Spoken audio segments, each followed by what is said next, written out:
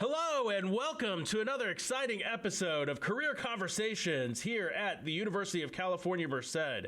I'm here today with CJ with the EPA, who's going to talk to you about some very exciting opportunities with the Environmental Protection Agency, as well as ways that you can find yourself over with that agency. He's going to give you some great advice and really talk about where the EPA is going, as well as trends that may be out there within the environmental space.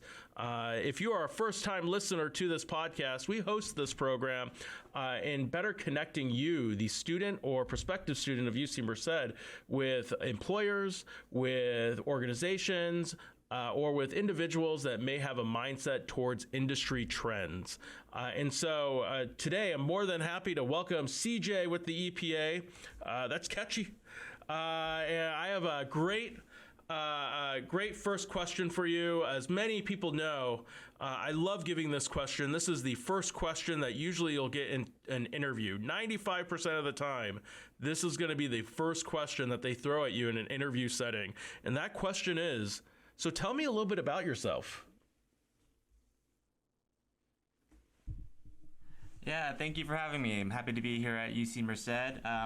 Thanks for introducing me. My name is CJ Mishima, and this question is always a great one. And why don't I start from the beginning? I was born in San Francisco, raised over in the East Bay, went to El Cerrito High School, and through my educational experiences, developed passion for the environment early on in my age through, outdoor activities, going to science museums and all that fun stuff, which led me to go to the University of California, Berkeley, where I got a major in environmental studies as well as Native American studies. I was really taught just to follow my passions and follow my interests, and then I got to this point in life where I was really interested in connecting the environment with people. Since we live in the environment, I thought it was important to protect both. And then, I'm sure all you're feeling as undergrads, you're getting a major in something that you're interested in, and now you're starting to think about, what do I do? What kind of jobs do I get? And I think, the beauty of the environmental sector is there's not one job, there's not one path. There's 1,000 different ways you can go about it. I still remember my parents asking me, what are you gonna do with this environmental degree? And I was like, I don't know yet. I'm just still trying to figure it out. But that kind of led me to my first job out of college. Landed in a place I wasn't expecting, but I started doing environmental education through a science museum. And this really taught me a lot of facilitation skills, how to interact with the public, how to communicate science. And it wasn't necessarily directly in the environmental sector at the time, but I feel like it gave me a lot of valuable skills, which I still utilize today. So a bit of advice for everyone out there: if you have opportunities to practice those skills, take those and continue to develop them over time. But then I got to a point where I needed a career shift or a change in life, and that's where I ended up at becoming a Peace Corps volunteer. And if you haven't heard of that, it's a 2-year volunteer program that you go live abroad in a different country, in a village, where you do work in the environmental sector, among other types of work. But I was there for 2.5 years, living in a village with no water, electricity, but I was really integrating with the community, developing projects that would hopefully one day benefit them. Then fast forward, post becoming a returned Peace Corps volunteer, again, you're at that moment of like, what do I do next? And at some point, I just thought, let's go back to school and get a master's. So I went to the University of San Francisco, became a student after a very, very long time. And got my master's in environmental management. But it was that point where, again, you're looking for jobs, figuring out, what do I do with my life? What's going to pay me some money to have a livelihood? And that's how I fell into the Environmental Protection Agency. I got an internship while I was still a student, and fell into the working with tribes. And that's where I started my career in EPA. Eventually, I graduated from my master's program and was able to convert to a full-time position, and that's where I've been till this day. So, sounds great, and thank you so much for telling us your story as you grew with the EPA. Exciting. I think a lot of employers really appreciate great employees and help building out those interns into the ranks of full time is the goal, I think, for a lot of students, and the goals for a lot of employees or employers as well. Are there any ongoing changes and trends in the environmental policy, environmental justice, or what I like to say is environmental innovation space? And what are you excited about in the future around these three topics?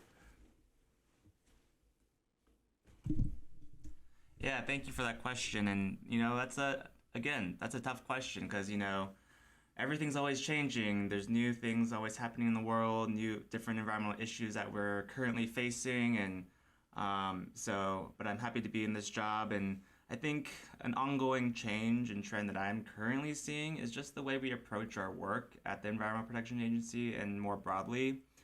I feel like, just through all my education and experiences thus far, I feel like we have so much knowledge, we have the tools, we have the technology, we have the people to really accomplish some of our goals in terms of helping the environment and improving the space that we live in. But I think we realize the approach we take to some of the things we do needs to change. For example, environmental justice is a huge component of our work now, and that really the pillars of that work is through meaningful involvement and fair treatments. And so I think we want to involve the communities when we're doing different things like our decision-making processes. We want to involve them as much as we can and utilize their community expertise. And since they're the ones living on the ground, they're the ones that are, going through the toughest times with the environment and climate change and everything we're seeing from natural disasters, from wildfires to flooding and the rains. And so it's really in our face right now. But if we don't do this collaborative approach and if we don't improve our trust with the communities, then, it just really doesn't make us go anywhere into the future. I think we all have to realize, we all have the same goal as protecting human health and environment. We're all on the same side of the coin of what we want to accomplish in our lives and in our work. We want to improve our lives as much as possible and sustain a future for our younger generations. So it's been really great to see, this different approach to what we're doing. For example, in the realm of environmental justice, we're receiving support and funding to have a whole entire team at EPA Region 9 to add a layer of involvement that maybe we've never had before. And so I guess that's my short answer, but, I'm very excited with the way we're going. And I think the EPA even realizes that we need more funding to really kickstart a lot of our initiatives. For example, electrifying the way we use energy, and so I think providing funding to be the catalyst to this type of work is also very important. And so we're seeing that through different ways of the Inflation Reduction Act and all the investments that are going to the EPA that we've never really seen before. And even in my only 3 years at the EPA so far, I've seen such an increase in funding and change. And even talking to the more veteran employees, they're noting this monumentous time in our lives and hoping that we're on the right path forward. So. Awesome. And it sounds like super exciting too, like some really cutting edge 21st century issues that can help lead us into the 22nd century. It might be a little early to be calling out the 22nd century, but it feels good to talk about it a little bit. On the idea of trends within the environmental issue space, how can current students really capitalize and seek a career in the space to prepare for these trends in the future? Yeah, that's another great question. And again, I think I mentioned this earlier, is just, being in the environmental sector, there's so many different areas of work that you can go into, whether it's in the government sector or private sector. But I think it's just really following what you're passionate about. I think, having a mission-driven focus, EPA's mission is protecting human health and environment, and that's what we stand by, All the funding we get, it's all focused around accomplishing those simple goals. And I think that really sets a tone for the work environment that we have at EPA. Like, everyone has that kind of mindset of following that mission itself. And so I guess advice, for students seeking a career in these spaces as you're on your undergraduate level is really just continue learning. Be informed of all the issues that are going in your community and outside of it as well. I think the more we know, the more that we try to make solutions. And, I'm very appreciative. I feel like, we're in a space where our younger generation voices, we're listening to them and taking them seriously. And we want them to be a part of the decision-making process as well. And on other notes, get experience. I think that's another important part that undergraduate students might not realize. Like, we take experience as experience in my mind, whether it's an internship, it's volunteering, it's, doing leadership experiences within your program. That's all valued in so many ways, and it really develops you as a strong leader within your community. So. Awesome, thank you. And we come to a question. I think it's on a lot of individuals' minds that might be watching this. What recommendations do you have for students and prospective students that might be interested in serving as a public employee within the federal government in the future?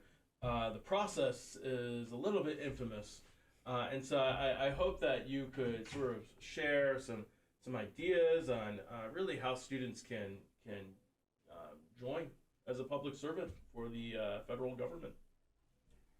Yeah, maybe the way I can answer this question is kind of just sharing my experience, how I even got into the EPA. I was honestly just in my master's program class and, making friends with my new students and friends. And there was a point with one of my friends was just like, hey, yeah, you should come over to the EPA, come work for us. And he was there for a while getting his master's degree, and I was like, oh yeah, sure, that sounds great, EPA, And honestly, I never really thought about the EPA as being a potential job for myself. I think growing up, you're like, government jobs seem boring and they seem like not cool. And eventually he kind of talked me into applying, and then he was like, all right, well, we gotta do a resume. And I was like, all right, well, I have one. And he was like, all right, well, let's go over it. And we set some time aside. I was like, probably like 30 minutes, an hour. And he was like, no, we gotta revamp that resume. The federal resume is something different that no one really tells you. And he was like, instead of that perfect little one page you have, you want to really showcase all the experiences you have that are related to the job that you're applying for. So we spent some time getting it together, and eventually I was applying to a few full-time jobs, but then again, wasn't hearing back too much, but then applied to some of the internship programs. And again, that was, I feel like, my backdoor into the program, and really fit well with me as well, since it let me balance school and getting the direct job experience with the EPA at the time. So that was kind of my way into the federal government. And again, for students out there, if you are seeking work in the public service and like the EPA, there are a lot of different ways to kind of enhance your ability to get in. For example, when I mentioned Peace Corps, if anyone's interested in to go off to another country for a few years post-undergraduate, after you graduate from, or when you finish the Peace Corps, you actually end with a non-competitive eligibility status, which increases your chances into getting to federal jobs much easier.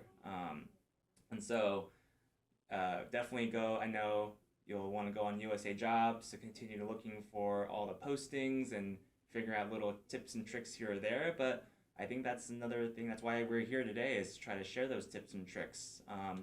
But also for you all, just to continue networking with your own cohort. Talk to the alumni who graduated from your program who have jobs in the careers that you're wanting. And that's really the best way to get that direct advice and experience. And I know that's why I'm here today, but continue that as a way of staying informed. Well, thank you. And actually, we do a lot of work with EPA and other government organizations on hosting resume workshops for that purpose, because resumes within the Fed space are really different than what you would see in an industry space, which is, I always say an industry resume is more like a car commercial on paper. Whereas in a lot of federal resumes, you have full-blown paragraphs describing every little bit of detail of your experience that you've had particularly what's lining up to the program description as well. And so, in order to showcase those differences, you'll usually see quite a few USAjobs.gov resume review type of sessions with our partners, including the EPA. I think EPA actually later today is going to be hosting such an event for our students. This next question, every single person that does a podcast here at UC Merced gets this question. It's a question that I'm just curious. I'm doing an internal survey, research, if you will, on everyone's favorite ice cream flavor. Now, for me, the bane of my existence, the arch rival of myself, is bubblegum flavored ice cream. Now, I just don't get it. I'm like, if you want the taste of bubblegum, why not just chew bubblegum? Why eat something that's not bubblegum and like eat it? It's just a weird sensation. But my question for you is, what is your favorite ice cream flavor and why? Probably the toughest question of the day, and my immediate reaction to bubblegum ice cream is probably, yeah, that sounds terrible and gross. So sorry for those who enjoy that flavor. But this is probably too much information, but I am definitely lactose intolerant now and probably haven't had ice cream in a while. And I will say to all you undergrads, this is something I developed as I got older, so watch out for this happening. But as I was growing up, if I had to choose one, I definitely was a mint chocolate chip flavored fan, which I know is always a contentious conversation and maybe up for debate on the people who like it versus people who hate it. So I'd have to go with the mint chocolate chip, the green one specifically too, like eating toothpaste, I suppose. Yeah, it has to be the green food coloring. Mm-hmm. It has to be that kind of mint chocolate chip. In fact, actually, you're not the only person that you if you've seen the other podcast, you might have been word for word of what some of our other individuals we've had in the hot seat have said. Mint chocolate chip, probably 40% of everyone that comes on here. And there's only been one bubble gum. And I'm not even sure if that was a joke or not. I'm still trying to figure it out. And so, thank you for sharing. And I'm sure our audience members can sort of find that experience similar too. I think as we get older, it's harder to process. So, back to the EPA and why it's such a great place to work. Why is now the time to work in the public sector space, particularly with the Environmental Protection Agency? Well, my short answer is we are hiring. Hiring to a level that we've not seen before. Even from when I started, that was kind of the start of hiring new employees. But, the EPA is a pretty young federal agency. I believe we just celebrated our 50th year anniversary a few years ago.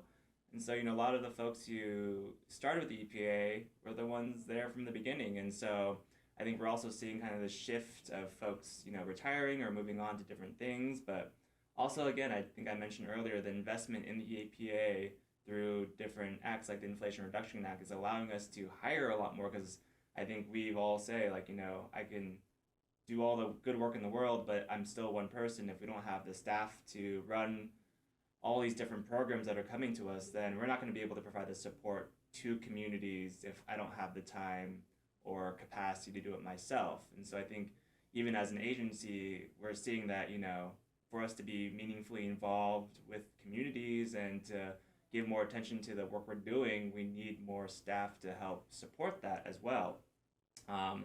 So we're at a crazy time in life where this is happening, and I feel like in the past it was really competitive and really hard to get into federal positions, and it's still very competitive as well. But I think more opportunity is opening up through all our support from the administration. So it's a unique time. So I think, as undergrads, find those internships, or as grad students, find those internships and apply for all those jobs, and practice interviewing, develop that resume to get in, because we need people, we need passionate people, and we need everyone to come work for us. So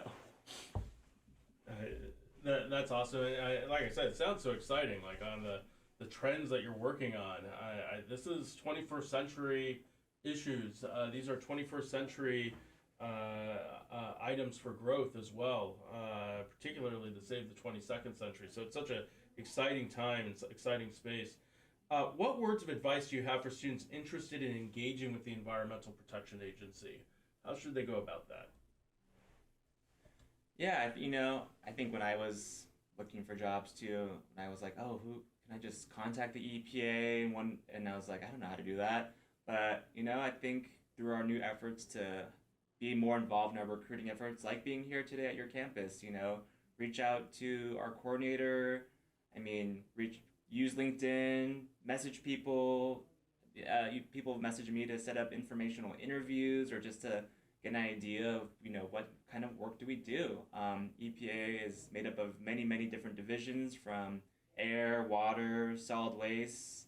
I work in the Tribal Intergovernmental and Policy Division, so my work's really focused in community-driven work.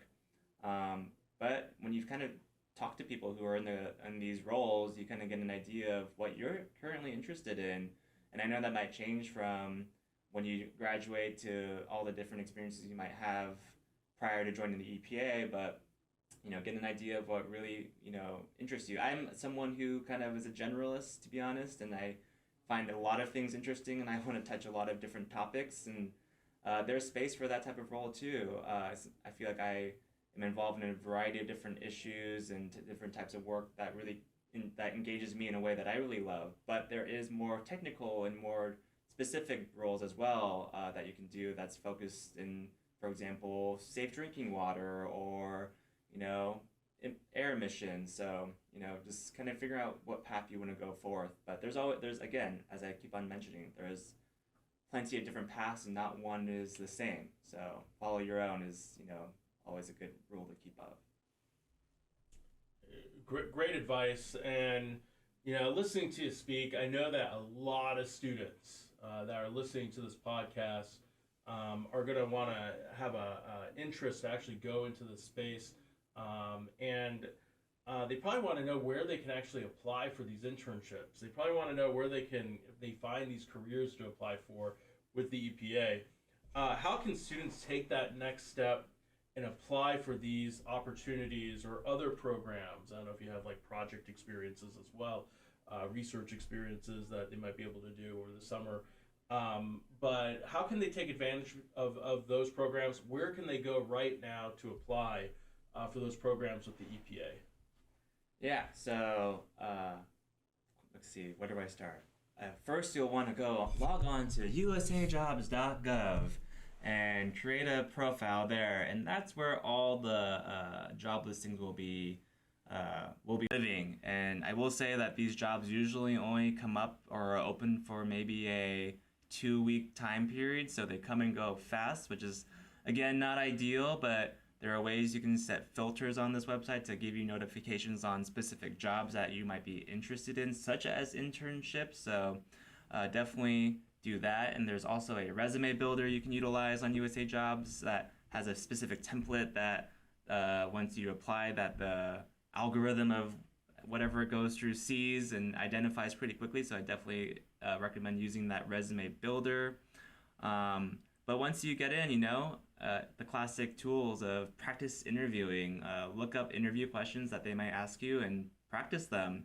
You're only given maybe a 30-minute time to really showcase yourself and why you want this job. And if you spend 30 minutes on one question by accident, then you're kind of out of luck. So as technical as that sounds, it really does help you prepare. Find a friend, find a colleague, find a teacher, and practice with them. And the resume is one part of you, and when you get to that interview part, you get to really show your passion for something. And again, the mission-driven aspect of our work is really passion-driven. And I think everyone I work with, they have an excitement, they have a want and need to do this type of work. And so the more you can showcase that in an interview, the better. You might not have all the direct experience, but if we hear that passion, that's going to take you far. So. Awesome. Thank you so much. And I almost hit myself in the face with the microphone. it was that was impactful. And so what was my takeaways is the EPA, great place to work, great place to sort of hit the ground running and sort of advance these 21st century ideas. Looks like an incredible place to start up if you're a student interested in this space. And really want to thank you, CJ, for coming out and really exploring the EPA with our audience today, and really explaining exactly what the EPA is seeking out for those next steps, in terms of their own employees. So that was CJ with the EPA. Thank you so much for joining us today. And if you are still watching our videos, please note that you'll see a pop-up for further career conversations starting now. Thank you so much. Appreciate your time. Thank you.